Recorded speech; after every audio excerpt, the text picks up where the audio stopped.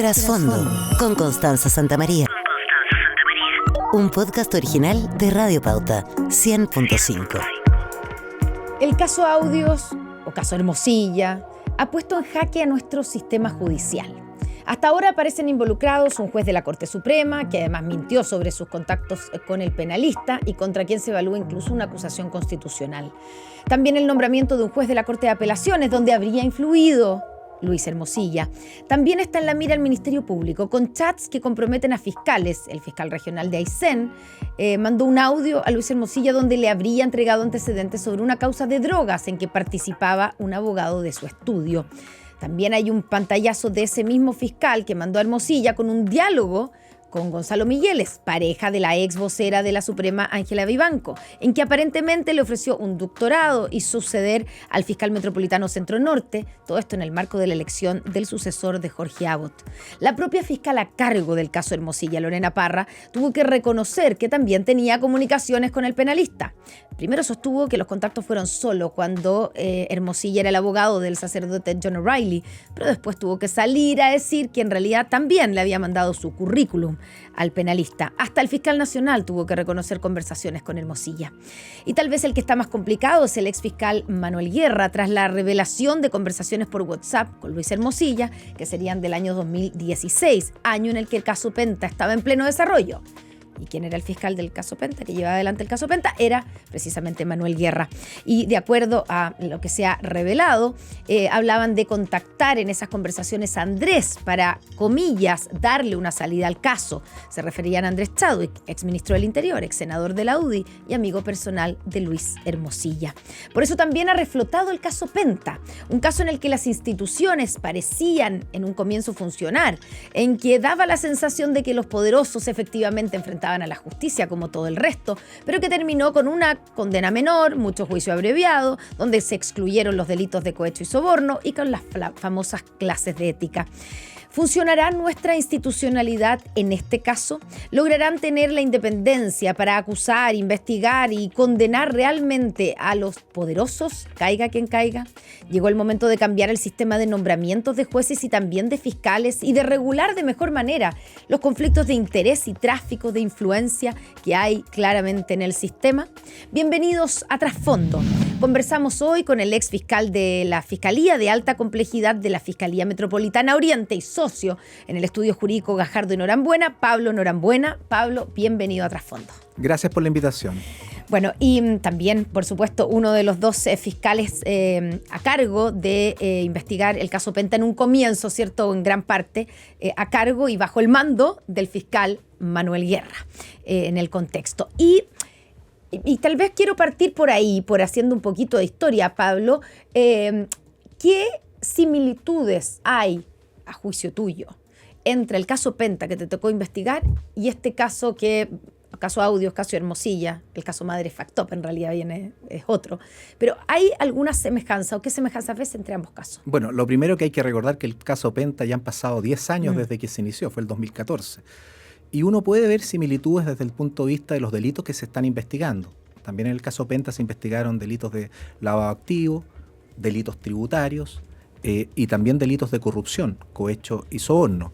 Por lo tanto, uno puede ver una similitud del punto de vista de las imputaciones que ha realizado la Fiscalía. También ambos casos están, digamos, a cargo de lo que fue la Fiscalía Oriente y la Fiscalía Alta Complejidad en su momento, cuando junto al exfiscal Carlos Gajardo nosotros tuvimos el caso Penta. Hay que recordar que con posterioridad asume Sabas Chaguán y con posterioridad Manuel Guerra. Yo diría que la investigación en el caso Penta que desarrollamos junto al exfiscal Gajardo básicamente estaba ya agotada desde el punto de vista de las imputaciones. Y para que se entienda el caso Penta, básicamente lo que se descubre a propósito de una autodenuncia que hace un ex martillero en el caso FUT, que es un caso tributario donde estaba involucrado Hugo Bravo, es que existen ciertas actividades irregulares de corrupción tanto en el marco del Servicio de Impuestos Internos como en el seno de las empresas Penta.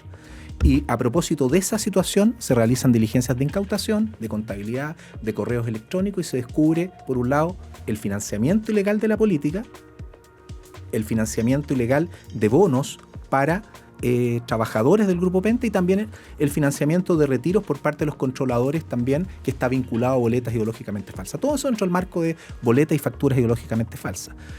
Y a propósito de ese caso también, se abre, porque eso estaba afectando, entre comillas, a un solo sector político, claro, porque los controladores del Grupo Penta ideológicamente financiaban al sector que ellos apoyaban, que era básicamente la UDI, ¿no es cierto? Sí. Gente más vinculada a lo que se podría denominar de derecha. Pero a propósito de eso también surge el caso SQM.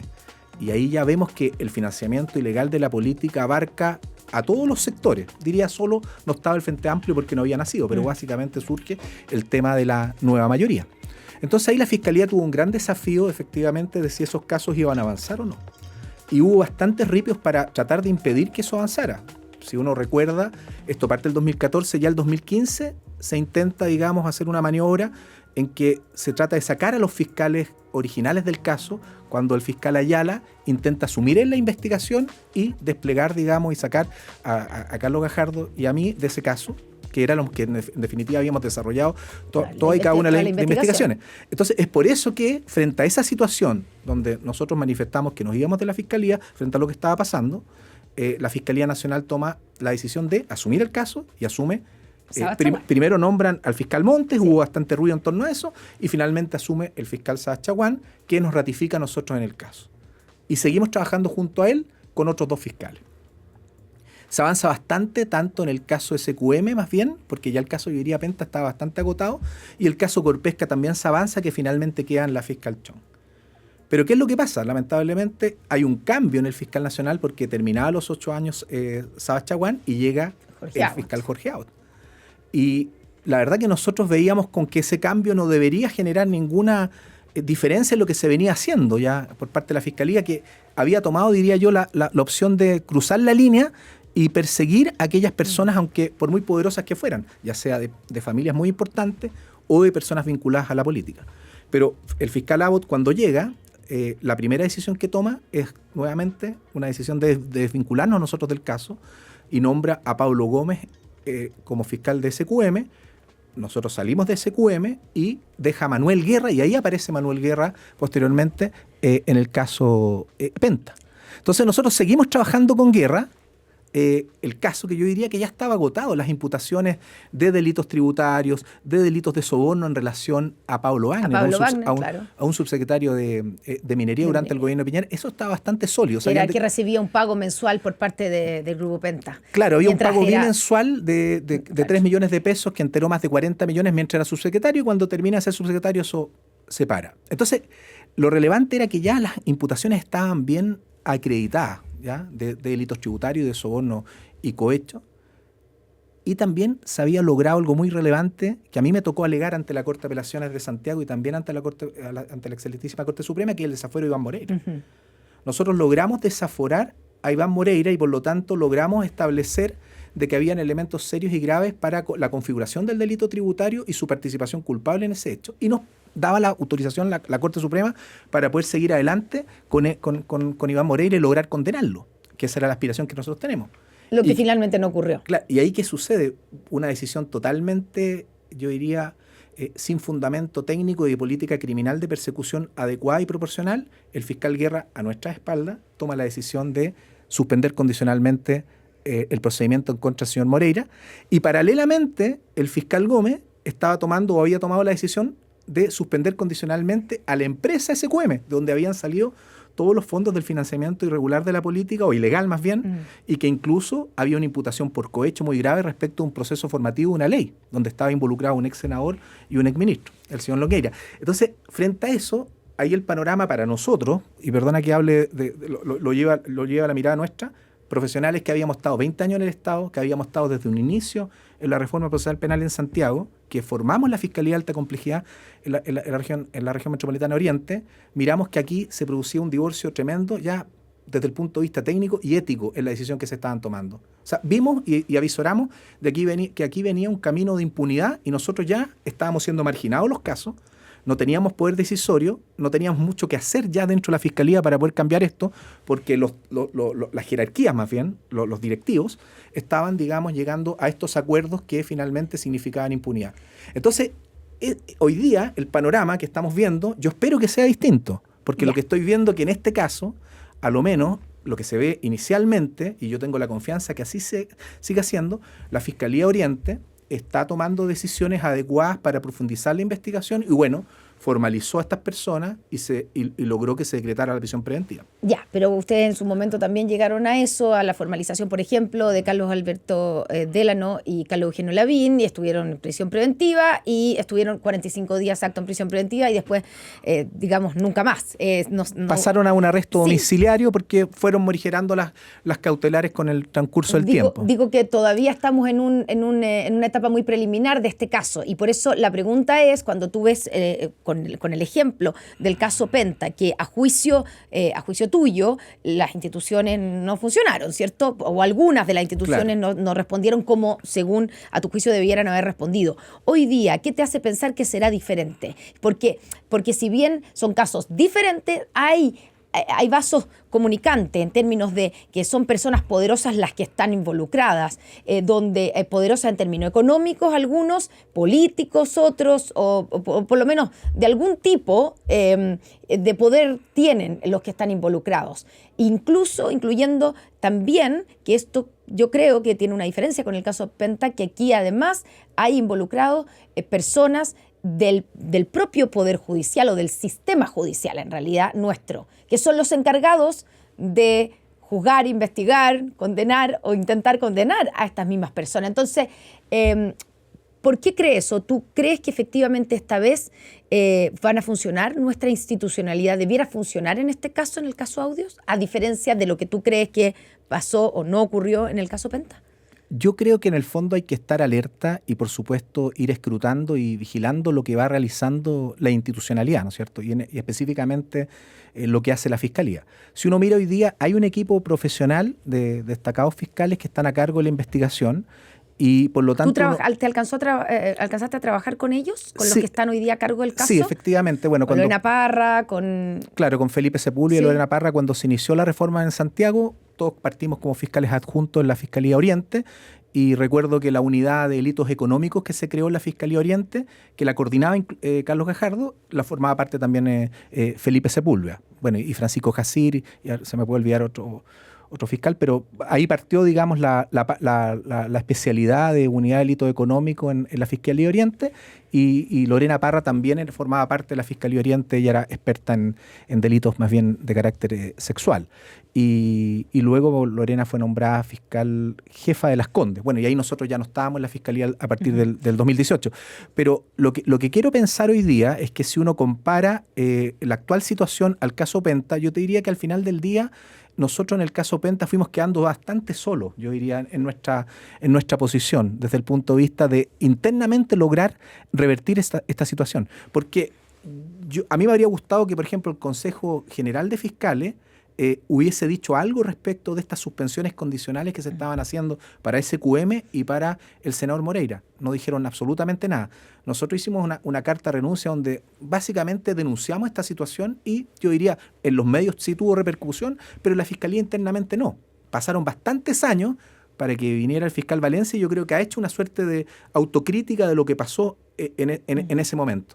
Y hay que recordar de que dentro de los intervinientes de ese momento estaba el Consejo de Defensa del Estado. Sí. Y en el caso Penta ocurrió algo también más grave más adelante, cuando ya nosotros no estábamos, que como dije, se eliminó la imputación de soborno y cohecho. Y ahí el Consejo de Defensa del Estado hizo un reclamo bastante fuerte en contra de la decisión que adoptó el fiscal Guerra en torno a esa impunidad que se estaba generando en eso. Entonces, porque además tuvo que dejar el caso, porque ya no habiendo, o sea, con los delitos que quedaban, delitos tributarios, ya no tenía mucho más que hacer el Consejo de Defensa del Estado. Claro, exacto. Con eso pierde legitimación activa, dado que no está la imputación de corrupción que le da el carácter de interviniente en el proceso.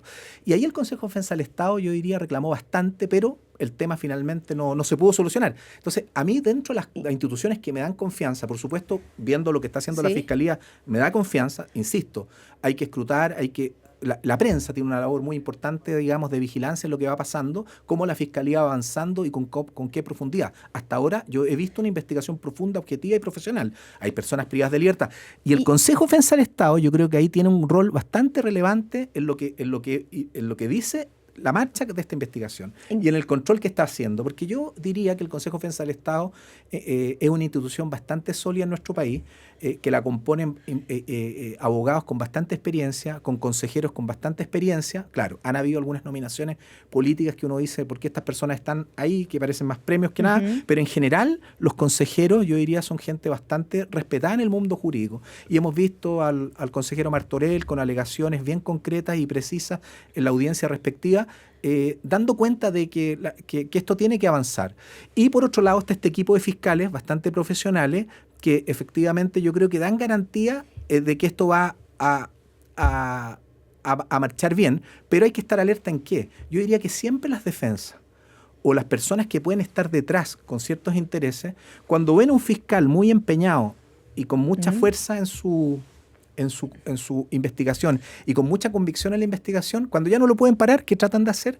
Lo tratan de sacar. ¿Tú crees que eso es lo que está pasando aquí? ¿Que están tratando de sacar a Lorena Parra? Yo creo que efectivamente, de acuerdo a lo que uno puede observar, uno puede decir, mire, la postulación a fiscal regional de lo que se ha sabido con este chat, que involucra el envío de un currículum, a mí eso no me gusta. O sea, yo diría eso está fuera de lo que parece debiera, que eso es grave? Está fuera de lo que debe ser un proceso y un concurso público. ¿Ya? No me gusta. Y yo creo que eso implica que uno tiene que mirar, no solamente por este hecho, sino que por todos los sistemas, por todo el sistema de nombramiento judicial y de fiscales, y como se han ido dando estas situaciones, habría que modificarlo. Pero la pregunta que yo me haría es, ¿cómo actuó Lorena Parra y su equipo frente a este caso? Yo creo que todos lo vimos en la audiencia de formalización, y en la audiencia de formalización vimos una imputación muy bien desarrollada, muy bien estructurada y muy bien acreditada con las pruebas o los antecedentes que recogieron durante la investigación. ¿Qué es lo que ella, es la defensa que ha hecho ella en la única entrevista que dio, que apareció en la tercera, ¿cierto? Donde ella dice, yo tengo al mismo personaje con el que supuestamente tuve alguna relación a través de chat, lo formalicé, y lo tengo en prisión preventiva. No lo dice con esas palabras, pero de alguna manera es su garantía, su crédito. Ahora, su prueba de blancura, podemos decir. Sí, ahora, la pregunta es, ¿a ti te parece que entonces el equipo de fiscales, encabezados por la propia Lorena Parra, no pierden independencia, libertad, incluso legitimidad para investigar este caso, para seguir adelante con este caso, pese a haber tenido que salir a reconocer, porque no lo reconoció en un principio, ha tenido que reconocer que le mandó su currículum a Luis Hermosilla? Mira, y que por lo tanto hay una gestión de ayúdame, o le están pidiendo que haga una gestión por ella en el nombramiento de la Fiscalía Regional. Lo primero que te puedo decir que Lorena Parra, a quien conozco, digamos, profesionalmente, porque me tocó, digamos, ser fiscal adjunto en la misma Fiscalía Regional con ella, tengo la mejor de las ideas del punto de vista profesional y de su honorabilidad. Te insisto que no me parece bien que haya enviado el currículum al señor Hermosilla. No está bien dentro del marco de un concurso público. Ahora, ¿eso no es lo que pasa normalmente? Estás escuchando un podcast original de Radio Pauta 100.5. Es un secreto a voces que finalmente en todas estas campañas que se hacen para fiscal regional, muchos candidatos buscan ayuda o la intervención de algún abogado para que efectivamente se produzca una votación favorable. Eso yo creo que es reprochable en un concurso público donde debiera conformarse con la exposición de antecedentes de la audiencia. Pero lo que sí yo te puedo decir, desde el punto de vista de lo que estoy observando, yo creo que hay una estrategia que dice relación con debilitar la investigación y sacar a los fiscales que han estado originalmente en el caso. Es un punto para la defensa y ahí pierde la fiscalía y perdemos todos los que tenemos la esperanza de que esto se investigue a fondo. Pero te quiero agregar algo más. En el caso de Lorena Parra, yo lo que veo es que si uno analiza bien toda la actuación en la causa, primero se inicia esta causa de oficio, entiendo, porque llega el audio a Felipe Sepúlveda. O sea, es una decisión investigar. La fiscalía no se compra, digamos, la idea de que este audio es ilícito y muy por el contrario, investiga, indaga y recoge importante evidencia. Y Lorena Parra, te diría que forma un equipo de 2 fiscales bastante, digamos, con bastante trayectoria en la fiscalía, que lo ingresa a su equipo, que eso también da garantía de que lo que se va a ser objetivo y va a ser, digamos, en el marco de lo que la ley le exige al Ministerio Público, porque no está colocando fiscales, digamos, novicios, nuevos, que ella pudiera, digamos, si bien ella tiene el poder de dirección, finalmente son fiscales de bastante trayectoria. Entonces forma un equipo bastante fuerte y eso indica que ella quería investigar esto en profundidad. No me gusta que haya aparecido esta situación. Yo entiendo que ella rápidamente, a propósito de este reportaje en Chilevisión, sacaron un comunicado donde reconoció esta situación. Bueno, pero hubo que hacer un reportaje, bueno, sí, digamos. Es importante la labor de la prensa. No, claro, pero más allá de la labor de la prensa, no deberíamos haber esperado que en este caso todos los que tengan algo que decir y que además están involucrados en el caso, si lo están investigando, pongan las cartas sobre las mesas y digan, tengo esto y esto. Para que sea escrutado, porque y voy al otro caso, al del juez Jean-Pierre Matus, que primero niega tener chats con Hermosilla y cuando aparecen tiene que corregir, no, yo quería decir otra cosa, pero en realidad están los... Entonces, ¿qué confianza se puede tener en las personas que además son las encargadas de impartir la justicia en ese caso, si ya los sorprendimos mintiendo o no contando toda la información? Mira, pero veamos los casos, digamos, en forma precisa. Yo lo que entiendo ahí es que sale el reportaje y sale un comunicado donde se reconoce una conversación, un chat en el ámbito del envío de un currículum. A mí me gustaría que se conocieran los chats específicamente para poder saber la magnitud de esa situación. ¿De qué estamos hablando? Claro, pero te insisto que si uno mira lo que pasó en la audiencia y lo que ella hizo con el equipo, da cuenta de que actuó con objetividad, imparcialidad y con bastante profundidad en la investigación. Y entiendo que, de acuerdo a lo que la propia fiscal Parra declaró o manifestó en una entrevista que dio un medio, también ella le había dado cuenta previamente al fiscal nacional. Entonces, no hay nada desde el punto de vista de la actuación de ella que diga que es oculto, porque le dio cuenta al fiscal nacional y el fiscal nacional, si considerara que hubiera una inhabilidad, pudo en el fondo haber generado un cambio y el fiscal dijo que, entiendo, no considera que haya una inhabilidad. Entonces, yo creo que las cosas ahí son distintas. Es verdad de que surge a raíz del reportaje, pero ella ya lo había señalado previamente. Es verdad que esa comunicación con un abogado en el ámbito de una postulación, yo creo que no se debería haber producido.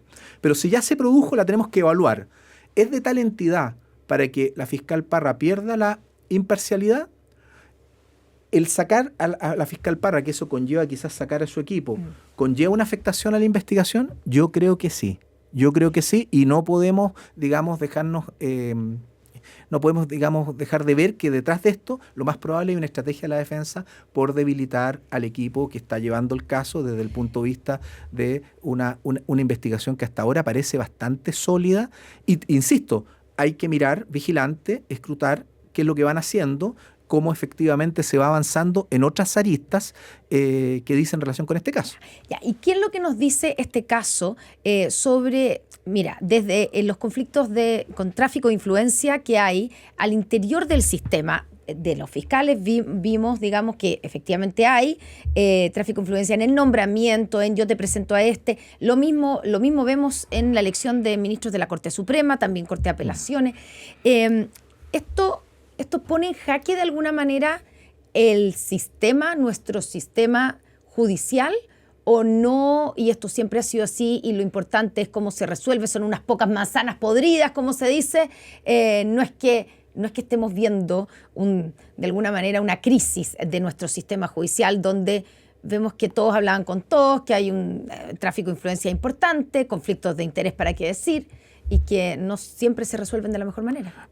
Yo creo que todas estas situaciones de lo que está saliendo, digamos, de los chats del abogado de Hermosilla, si se confirman, da cuenta efectivamente de una relación demasiado cercana con algunos fiscales y con algunos miembros del Poder Judicial.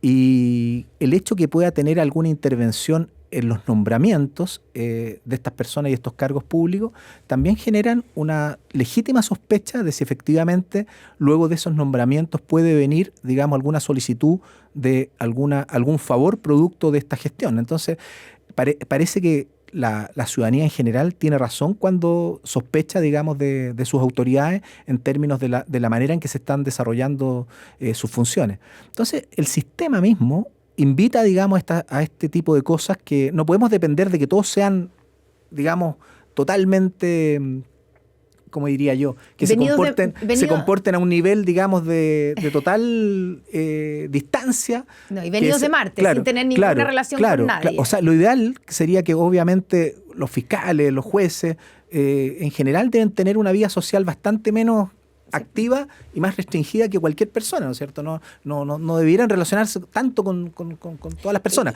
pero hay relaciones por el mundo académico, hay relaciones por el mundo social, pero lo relevante es que no podemos seguir teniendo un sistema de nombramientos donde intervenga la política, por ejemplo, en el caso tan fuerte, en el caso de los ministros de la Corte Suprema. ¿Eso significa que tú crees que habría que sacar al Senado de esos nombramientos? Que fue una reforma que se hizo en su momento de hoy día se incluye a los 3 poderes del Estado en el nombramiento de los ministros de la Corte Suprema. ¿Cómo lo hacemos para evitar esa politización, ese tráfico de influencia? ¿Qué sistema debiéramos tener para que no ocurra lo que estamos viendo que ha ocurrido? Es difícil encontrar un sistema perfecto y donde nadie vaya a generar alguna maña o alguna forma de desnaturalizarlo. Uno diría, mira, qué bueno que intervenga el Senado porque le da mayor legitimidad a esa autoridad porque opera los 2/3 que representan a la ciudadanía. Pero el problema es que finalmente se produce un desfile de la autoridad respectiva o de personas cercanas a él para tratar de convencer a los senadores sobre la base que es la persona apta para el cargo.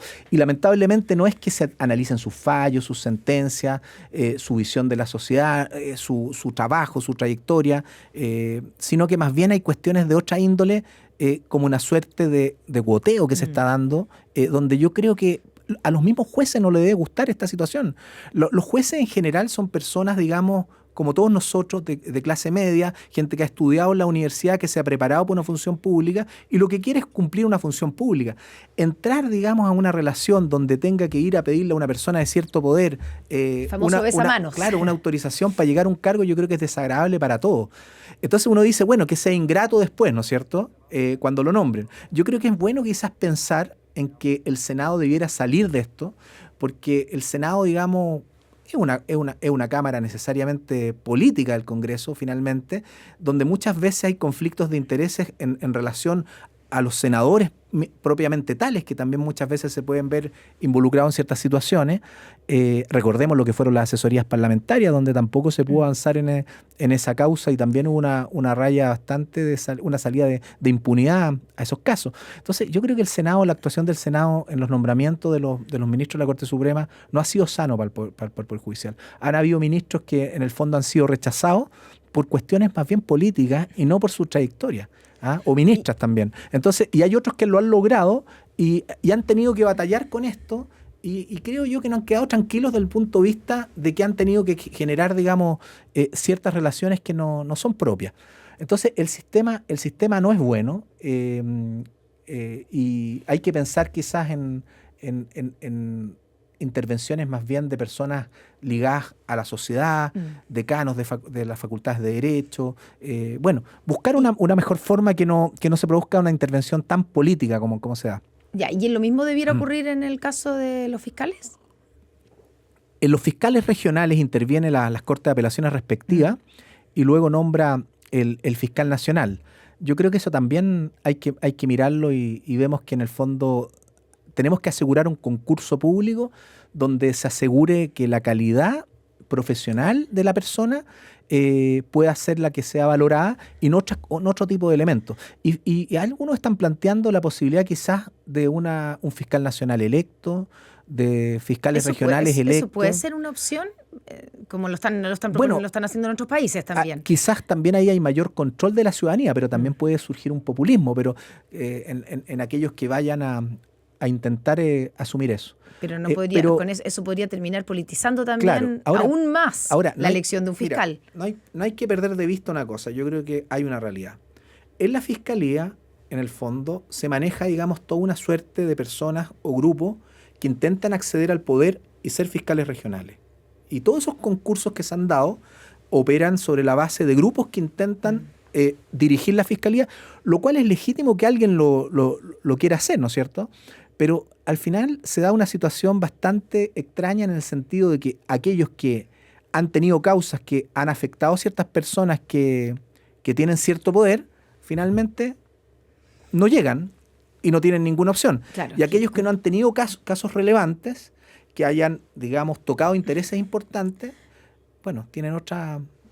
Ya, o sea, claro. El incentivo, hay un incentivo perverso. Entonces los que están a preocupados tratar de del que poder el interno, que no meta ruido y el que claro, no toque a nadie claro, mucho, a nadie claro, poderoso claro, con intereses importantes, claro. es al que se le premia. O sea, yo te diría que los mejores fiscales dentro de la institución son personas que finalmente han tenido investigaciones complejas y han podido llegar a imputaciones serias y han logrado, digamos, condenas importantes. Son personas que no tienen opción en estos cargos. Entonces la pregunta es, ¿por qué está pasando eso? Yo creo que eso no está bien. Yo creo que los fiscales hoy día que están viendo este caso, sus aspiraciones para poder tener cargos mayores de dirección en la fiscalía se ven, digamos, disminuidas. Así. Y Por en estar cambio, metidos en un caso donde se toca el poder. yo creo Eso es. que finalmente se hace esa situación. Entonces, la desconfianza de la ciudadanía respecto a estos procesos también tiene una cuestión que tiene un fundamento. Por el sistema de nombramiento, cómo terminan los casos finalmente. Entonces, tenemos que mejorar el sistema. Yo te diría que en la experiencia de lo que fue el caso Penta, uno mira y yo digo, siempre me pregunto, ¿cómo una sola persona pudo tener tanto poder para tomar decisiones y toda la institución no tenía el poder para parar esas decisiones? ¿Te refieres al caso del fiscal Guerra? En el caso del fiscal Guerra. Ya, porque ahí en defensa, digamos, del fiscal Guerra, él no tomó las decisiones solo. Fueron, finalmente las decisiones que él toma también fueron apoyadas, digamos, por fiscal nacional, pero además por el propio Poder Judicial. Pero lo que si uno mira la suspensión condicional del caso Moreira, la Corte de Apelaciones, por mayoría importante, y la Corte Suprema, por mayoría, desaforó al senador. Lo que correspondía era seguir con la acusación y ir a juicio. Él toma esa decisión contra la toma y la toma efectivamente y ya la decide sin siquiera conversarla con nosotros. Y esa decisión, quiero decirle, Connie, que ya había sido planteada una posibilidad de suspensión condicional en la época de Sabas Chaguán y ya había sido rechazada. Anteriormente también había sido rechazada. Ellos siempre estuvieron pidiendo esta suspensión condicional, la defensa de Moreira, y él la toma solo, no la toma, digamos, con una decisión de la Fiscalía Nacional, diría yo. Y la eliminación de la imputación de soborno cohecho, según los antecedentes que tengo, que también implica la salida del Consejo de Defensa del Estado, la toma contra la posición del Consejo de Defensa del Estado y contra la opinión de la Fiscalía Nacional, que entiendo que informó la unidad respectiva de la Fiscalía Nacional. Entonces, la pregunta para el sistema ¿es posible que una decisión que implica no sancionar por delitos tan graves la tome una sola persona y que eso genere una mayor desconfianza en el sistema? Yo diría que la misma institución debiera reflexionar y decir, no podemos depositar en una sola persona esta decisión. Tienen que haber organismos colegiados, técnicos, que vayan tomando la decisión. En la Corte de Apelaciones son 3 ministros o 2 ministros más un integrante que toman decisiones, colegiados. En la Fiscalía, fíjese que es una persona la que adoptó la decisión, por ejemplo, de suspender condicionalmente a SQM, lo hizo Pablo Gómez. Una sola persona decidió suspender condicionalmente a Moreira y eliminar el cohecho y soborno, lo hizo Manuel Guerra. 2 fiscales regionales que hoy día ya no están en la Fiscalía. Y fíjese el daño que se generó en la confianza pública ese tipo de decisiones. Y los demás no tuvieron mayor poder decisorio, pero uno habría esperado que el Consejo General de Fiscales, luego de haberse adoptado esas decisiones, hubiese hecho un reproche del punto de vista de aquello que se decidió e implicó no buscar una sanción a estas personas. Y aquí no se hizo. Ahora, mirando hacia atrás y terminando ya nuestra conversación, el entramado legal que existe hoy está más robusto que 10 años atrás cuando se enfrentó el caso Penta? Bueno, yo diría que sí, en el ámbito de la corrupción. A propósito del caso Penta, a nosotros nos tocó, digamos, participar en qué términos, después de que ya dejamos de ser fiscales, se empezó a elaborar un proyecto de ley que aumentaba las penas en el cohecho y en el soborno, y eso finalmente se materializó a través de una ley que entró en vigencia en noviembre del 2018, que aumentaron las penas por el cohecho y el soborno. Justamente se tuvo a la vista todo lo que había pasado en el caso Penta, con el objeto de que tuvieran mayores sanciones y que el cohecho fuera sancionado con una mayor amplitud desde el punto de vista punitivo. Yo creo que hubo cambios también importantes en el ámbito del financiamiento de la política, donde hubo bastantes restricciones al financiamiento que se venía dando. Entonces, me parece que en algo se mejoró. Y la misma Fiscalía, me parece que hizo con la llegada del fiscal Valencia una suerte de autocrítica en lo que había pasado, digamos, en la manera en que terminaron estos casos. Entonces, hoy día yo tengo más confianza de lo que puede pasar. Pero obviamente hay que estar atento a las decisiones que se van adoptando en términos de la causa respectiva y las distintas aristas que se abrieron a propósito de esto, en contra del fiscal Guerra, en contra del fiscal, el ex fiscal Guerra, en contra del fiscal Carlos Palma. Bueno, y cómo reacciona también la clase política frente a el sistema de nombramiento. A mí me gustaría que el gobierno estuviera pensando quizás en una gran reforma al sistema de nombramiento de fiscales y de ministros de la Corte Suprema, una reforma constitucional importante que implicara hacer una variación. Pero no veo al ministro de Justicia hoy día en eso y lo veo en muchas disputas con la defensa y la defensa aprovecha eso para desviar y colocarnos en otros temas que son los relevantes. Y claro, bueno, hay quienes dicen que debiera estar el ministro, pero abocado a plantear un nuevo sistema de nombramientos a raíz de todo lo que ha pasado. ¿Tendremos, tú crees, a los realmente poderosos condenados finalmente en este caso? ¿Caiga quien caiga? Hay que esperar, pues yo veo que la Fiscalía está haciendo un trabajo para eso. Porque así lo prometió el propio presidente. Pero van a venir intervenciones. Yo creo que hay gente que no tiene patrocinio en la causa, pero que va a hacer cosas para tratar de evitar que eso se logre. Entonces hay que estar atentos a eso.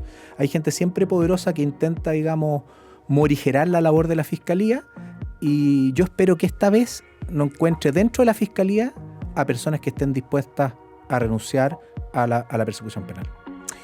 Pablo Norambuena, ex fiscal de la Fiscalía de Alta Complejidad de la Fiscalía Metropolitana Oriente, socio del estudio jurídico Gajardo y Norambuena. Muchas gracias por esta conversación en Trasfondo. A ustedes, gracias. Y gracias a ustedes que nos acompañaron. Recuerden que pueden revisar todos los capítulos de Trasfondo en Spotify, también en pauta.cl/podcast y todos los domingos a partir de las 9 de la mañana también hay una revisión de los podcasts de Radio Pauta. Muchas gracias y nos encontramos en un nuevo capítulo de Trasfondo. Trasfondo con Constanza Santamaría. Un podcast original de Radio Pauta 100.5.